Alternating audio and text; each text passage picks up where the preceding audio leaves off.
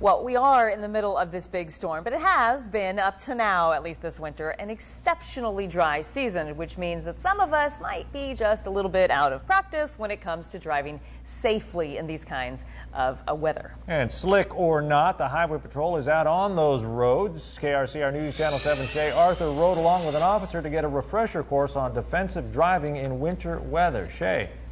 Mike, driving in the rain can be like running an obstacle course. You swerve to avoid a puddle, make sure you don't brake too hard to avoid the big rig ahead of you, and all the while maintaining a safe speed to make sure you make it to wherever you need to go on time. Now, there's a lot to remember, especially when it's been a while since you put it all to use.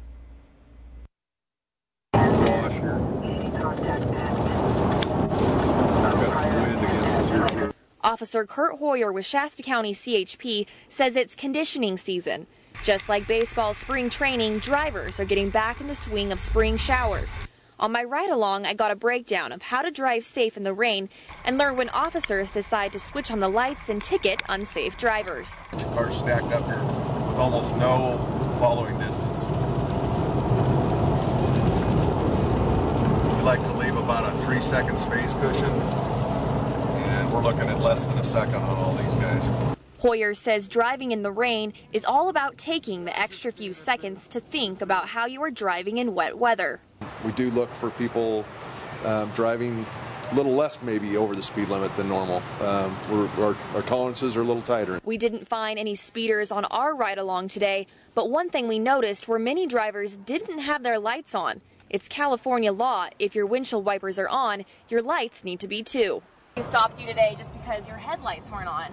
Right. Does it kind of surprise you that you get stopped for something like that? Yeah, I didn't even realize that they weren't on because it's on automatic, so I just thought they were. I didn't even notice. No ticket for Melissa Ojampra, but it's not just the headlights to worry about. What lane you drive in matters too. It's a bad place to hang out. We're getting washed from the big rig. He can't see us that well. This is not some place you want to hang out. Officer Hoyer says the most important tip for safe driving is the same no matter what the weather. Number one would be speed. No matter what conditions we have, speed is the #1 factor in all collisions.